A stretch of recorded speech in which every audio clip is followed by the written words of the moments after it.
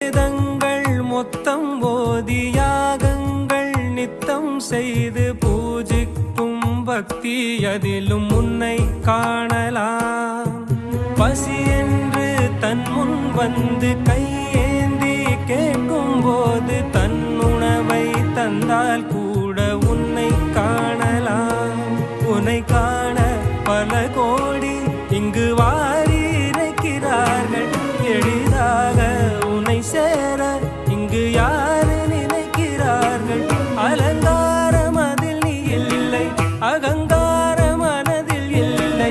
துளி கள்ளம் கபடம் கலந்திடாத அன்பில் இருக்கிறாய். உணர்ந்தேன் உனையே